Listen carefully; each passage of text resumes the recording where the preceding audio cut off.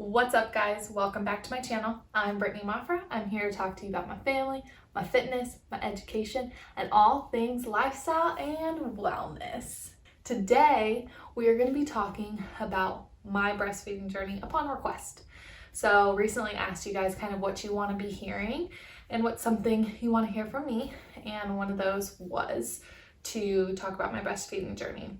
If you don't want to hear all about the boobs, sorry. Let me start off with saying that I exclusively breastfed Rhogan for the first 3 months of his life, and then I went back to work, so it became breast milk bottles mostly, and then I still breastfed him at night, and then throughout the night if he woke up, and I breastfed him until he was 13 and a half months old, so he's only 14 months now. So we recently kind of stopped breastfeeding, and it's a whole new world.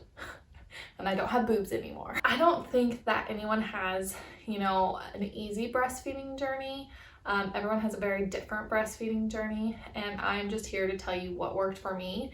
And hopefully, if you have struggles, then hopefully these tactics can work for you.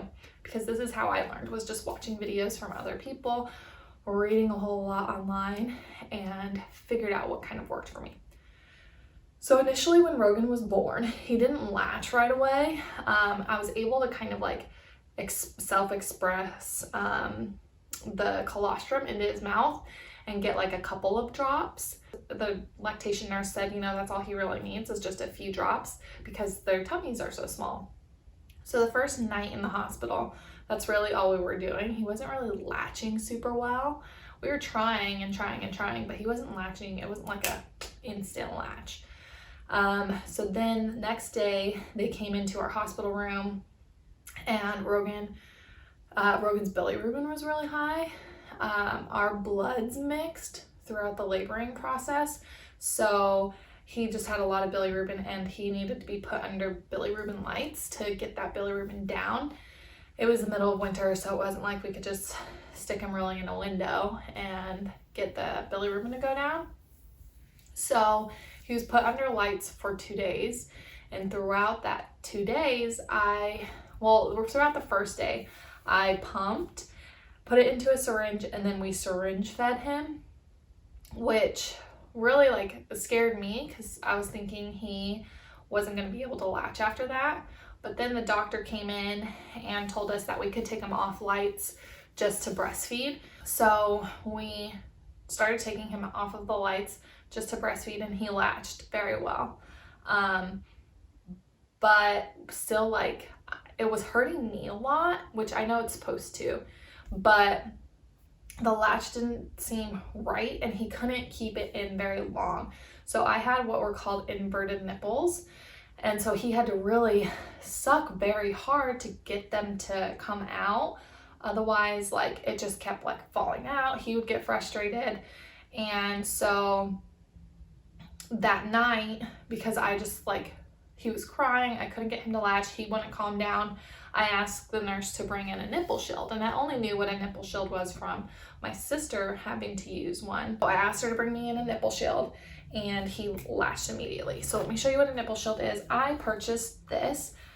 I got 2 from the hospital, and then I purchased this one on Amazon, and I'll link it down below. And all it is literally, it looks like just a little nipple, and it just sits literally right over your nipple, and then the baby will suck on it and it'll draw your nipple out. And then if you would like, you can take this off and then breastfeed once your nipple's drawn out. I just kept it on. Using this, they don't recommend to do this just because they want the baby to latch. They don't lactation specialists don't recommend it just because they don't want a baby to get too used to silicone.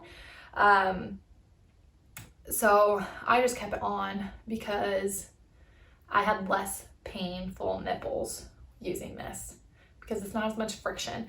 But if you do have that friction, this is what I used for nipple pain. This I still use on my chapped lips, on any chapped areas of my body. I use when Rhogan's mouth gets chapped.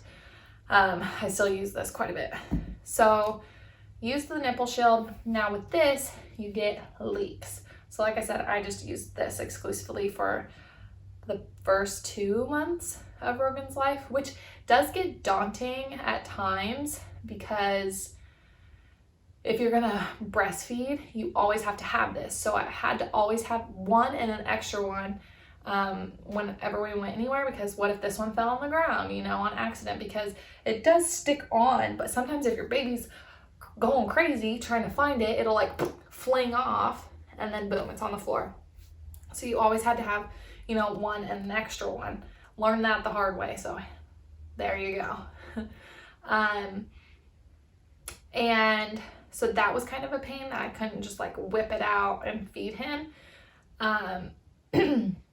So that got a little daunting, but I recommend these. If you're having difficulty latching, I recommend these. So I thought I was going to be using these my entire breastfeeding journey, but one time it like fell off, and so I went to lean forward onto the coffee table to grab another one, and then bloop, Rhogan just like latched on, and I was like, well, that's interesting. And then from there on, I had it by my side just in case he wouldn't latch.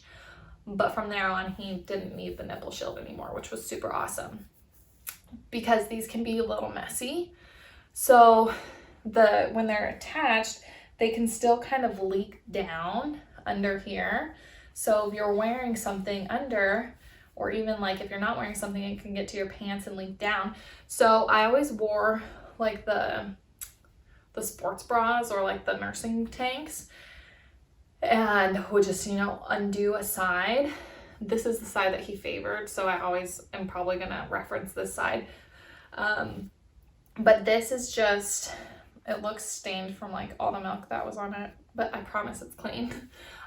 This is a boob bib, and I'll link this down below too. I would literally just like imagine this was down here. I have a sports bra on.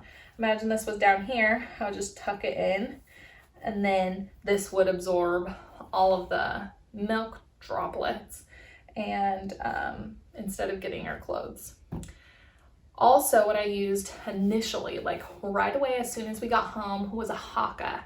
I don't have this right now. I lent it to my sister when she just had her son because I highly recommend it. So if you are feeding your child on one side, the other side is more than likely going to leak. But if you catch that leak, you can start, you know, building a storage. So if I was feeding Rhogan on one side, this haka, it like suctions to your boob. And so I would put it on, squeeze it and suction it, and then I would constantly just be dripping into the haka, and then I would save that milk. So I used these breast milk bags, the Lancino. I don't know if I say that right. I just preferred these. I had less leaks with these. And I would, even if it was only an ounce that I would get from, you know, the one side, then I would pour it in. Later on when I fed him, I would pour in whatever I got again and just add it up. And then once I got to 6, I would freeze it. So I started gaining a storage pretty early because I would probably fill up one of these a day just in the haka. So just what was leaking from one side while I breastfed on the other side. So definitely recommend the haka because I think that just gave my breasts more stimulation in order to make more milk. For my increase of production, as soon as I got home from the hospital, I ate lactation cookies. I made my own lactation cookies. And so every day for breakfast, I would have lactation cookies. Basically, all you need is brewer's yeast to add to like a chocolate chip cookie recipe, and you're gold. I would also drink this tea like every other night. I did whenever I felt like my milk was dipping a little bit, or that I felt like Rhogan was super fussy and I felt like he wasn't getting enough milk, I would have a glass of this mother's milk tea, and like the next day I would have a much higher production. And who knows if it was just because I was drinking more water or if it was the ingredients in this. Can't tell you. Speaking about water, really got to increase your water intake. I was drinking 1, 2, 3, 4, 5 to 6 of these a day. Yeah, that much.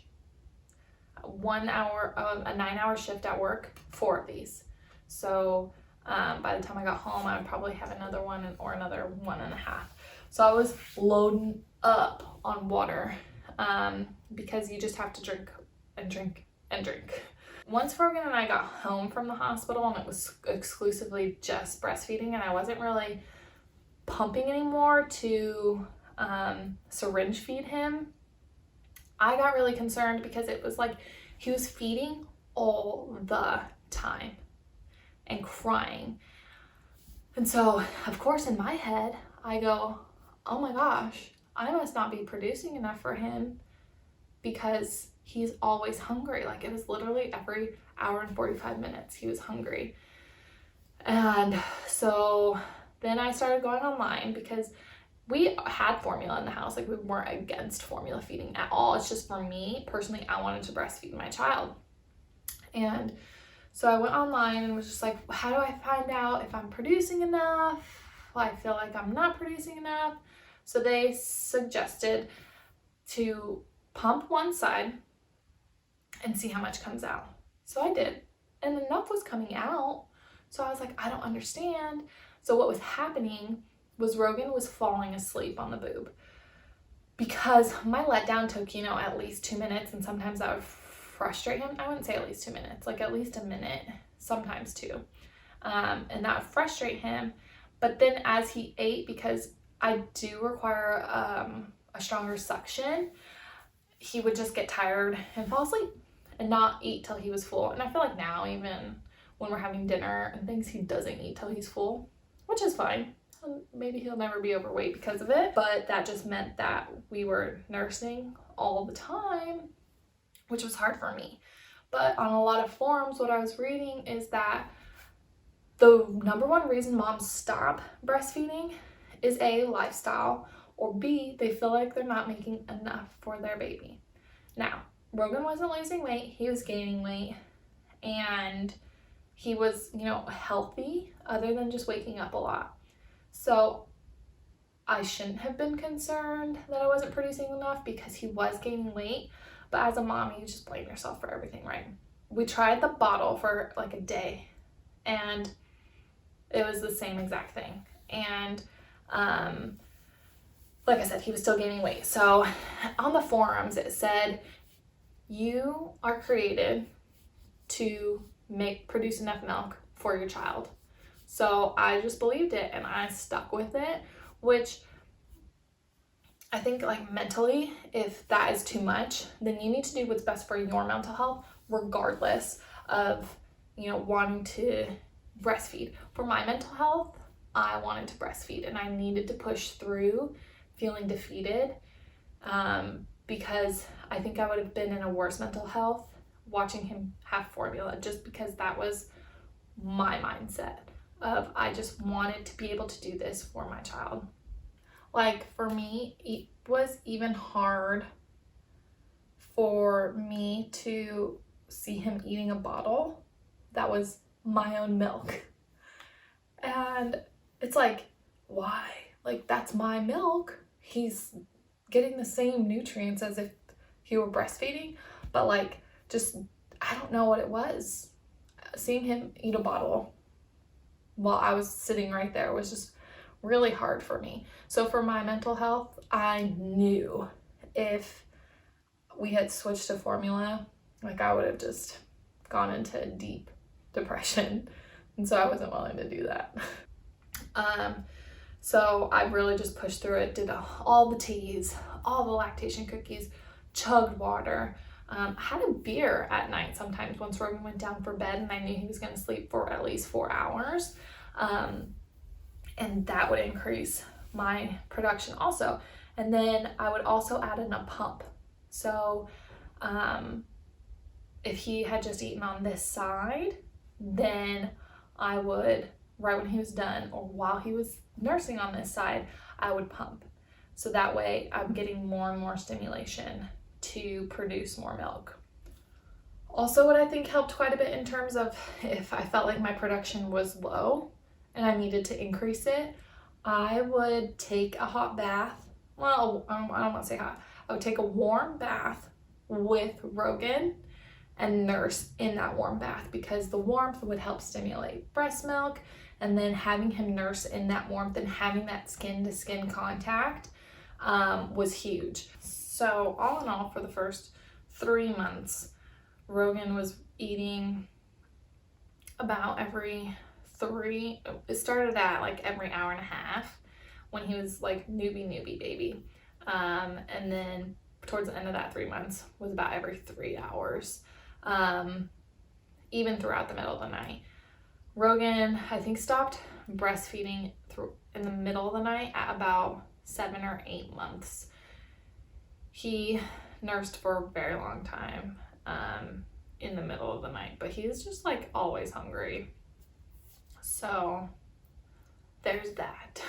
That is like the first half of our breastfeeding journey. And then in next week's video, I'm going to talk to you about my journey going back to work, still breastfeeding, but pumping also, because if I talk about it right now, it's going to be a real long video.